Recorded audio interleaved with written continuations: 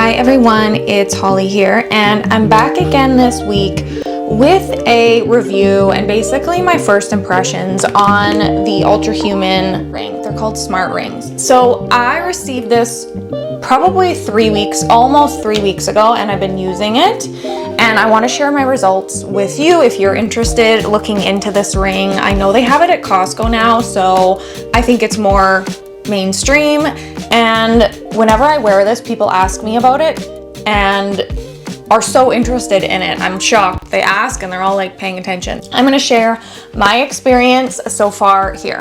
I've never tried the Oura ring, so I actually can't compare it to that, but I'll give my impressions of this. The one thing I have heard, the main difference currently, the benefit to this one over Oura ring, I'm not sure. The styles might be nicer in the Oura ring, I'm not sure, but the subscription service, you don't have to pay for the Ultrahuman app. You don't have to pay a monthly fee or anything. You just buy the ring and then that's it for cost. So that is a huge plus because a lot of platforms have that. I know my Hatch has that. You have to pay for the device and then you have to pay a monthly fee for the services. So that is sometimes a hidden cost. This one doesn't have it. But yeah, we're gonna talk about this. And if you're new to my channel, my name's Holly and I share all about makeup, beauty, style, and wellness.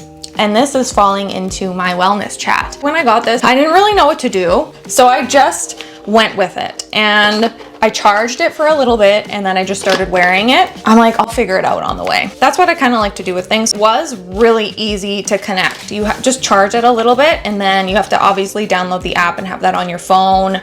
I think you have to pair it with your health app if you have that Apple phone so that it can kind of track your steps and everything. But it was really easy to connect. I was in a hurry to do it and it was no problem for me. Sometimes that stuff is a bit of a nightmare. Let's start with charging. That's the first thing I did. This is the little charger it comes with.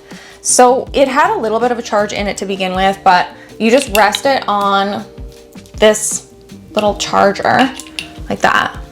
And it's got the USB-C outlet and that's that. So battery wise, that's another thing people ask me. I was actually very shocked at how long this lasted. It lasts a lot longer than other devices, like any other device I can think of, AirPods, everything. And there's 2 modes you can put on and one uses less battery, so it'll last even longer.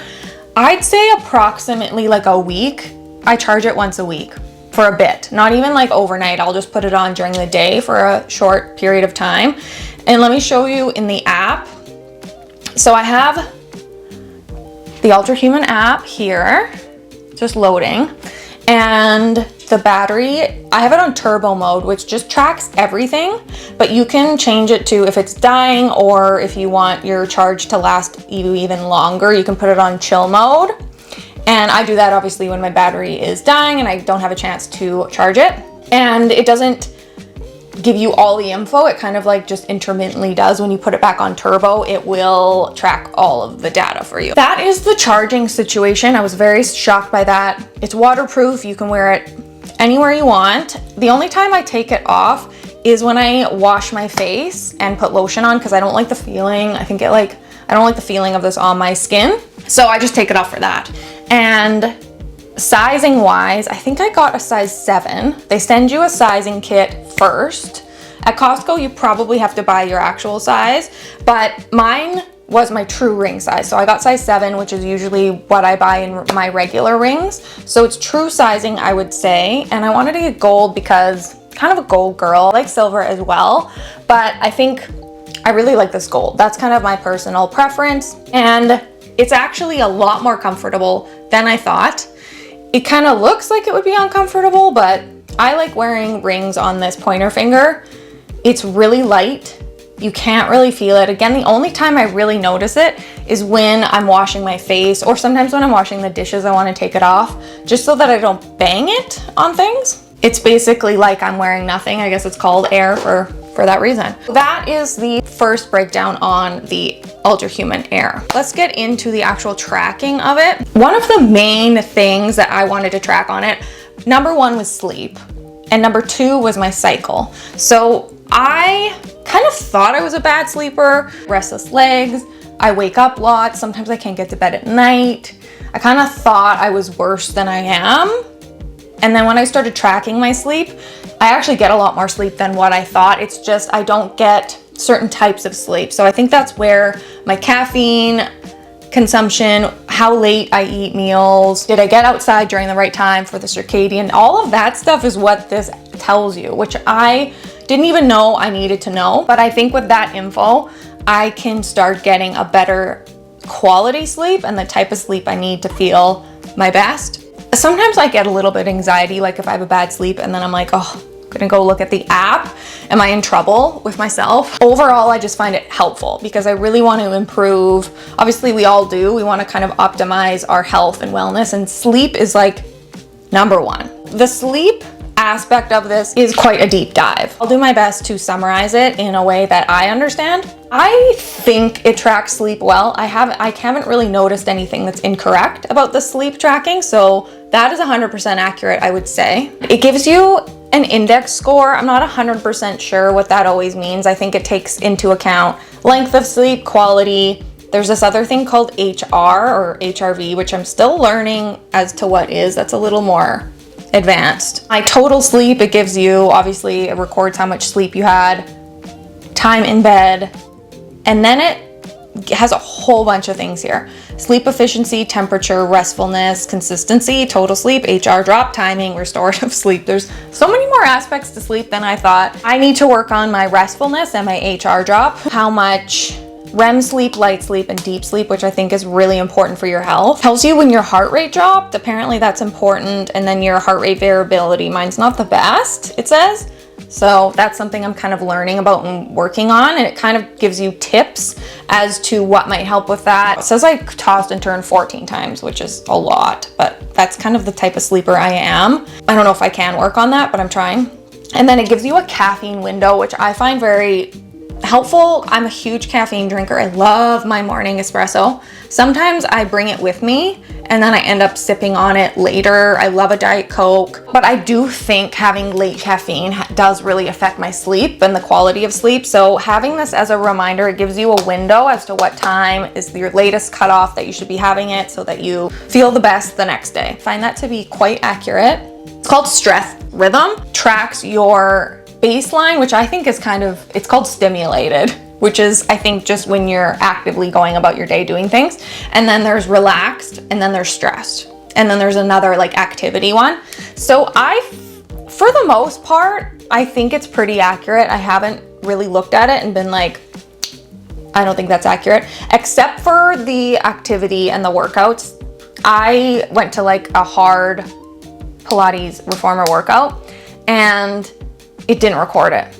It records when I go walking, when I'm walking, like at a faster pace or do stairs, but that workout, it didn't. So I had to input it, which you can do, and then it'll give you the right color and the right graph and everything. And it gives you this graph, and then it tells you what time you're supposed to slowly start winding down so that you can have a good quality sleep. I kind of like this. Sometimes it stresses me out. It says I'm stimulated right now because I don't want to be stressed. And I'm like, oh, I get like anxiety on why my stress is spiking. So sometimes I'm a little worried about that. I'm like, no, how do I relax? But overall, I think it's good information to have. It's accurate, except for the exercise. That's a little iffy. That's been my experience. It gives you a movement tab, which I don't know how it figures out what actual activity level you're supposed to be doing, but I think it just compares it to your daily steps, active hours, which isn't a huge concern of mine, but if you're someone who likes to track their steps, of course, that's in there, and it gives you an activity score. Sometimes when I see it being low, I'm like, okay, I should go out for a walk, and then it's better, and I feel better. Then there's a dynamic recovery. That's kind of an advanced thing. There's some advanced steps, which I haven't delved into yet, and I'm not sure if I will. We'll see. And it tells you how you compare to the average users across people, which is good. Gives you an ultra age, which mine is 5 years younger than what I am, so I'm happy. I don't know what makes that. You're currently aging at a slower aging pace than expected for your age. Well, thank goodness, because I do a lot to do that. I don't really know how it calculates that, to be honest, but apparently it does. It also gives you a heart age. It gives you sleep debt, enough sleep or not, and then how much you need on top of that. It gives you a cardio age, your heart age. So if that's something you're interested in, tracking your heart rhythms, that's in there. Another thing is brain waste clearance, which I have read about in books because I read a lot of books about brain health. And while you sleep, while you're in a certain type of sleep, your brain actually drains out toxins, I think, that can cause Alzheimer's. I think that's what I read. I believe that's what this is about. So I do like looking at this. That's where the HRV and the deep sleep comes in. So last night I didn't have the greatest brain waste clearance, but for the rest of the week, I usually have quite high, which is really good to do for longevity, and that probably contributes to your ultra age, like how you're aging. The last thing that I'm gonna go over is the cycle. I use the Flow app for tracking my cycle because that's what I do to know like when my hormones are gonna be changing. As women, we all wanna know that and understand our bodies and adapt appropriately. I was actually very shocked at how accurate this was.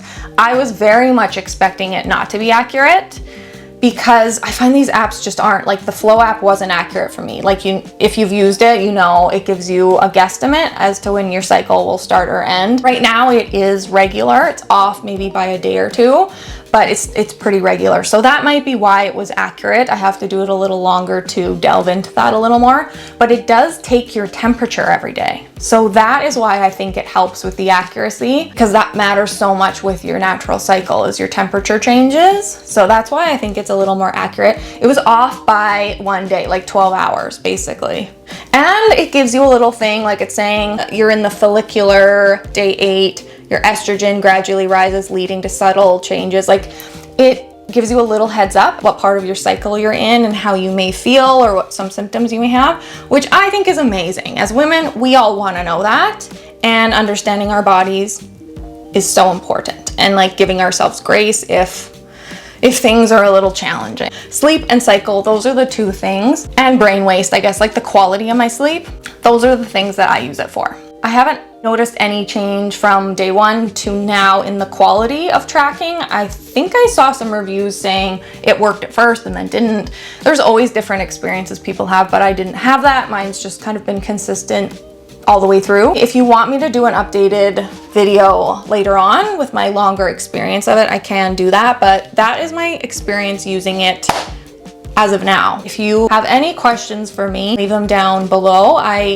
I'm happy to answer for you if you're considering getting this ring. I'll leave a link for it down below. As always, don't forget to like this video down below and follow me here at holl_ward on YouTube. I post every single Thursday with full-length videos. And don't forget to head over to Instagram and follow me at the same handle over there at holl_ward. I post lots of my beauty style videos and wellness tips overall. That's my thing.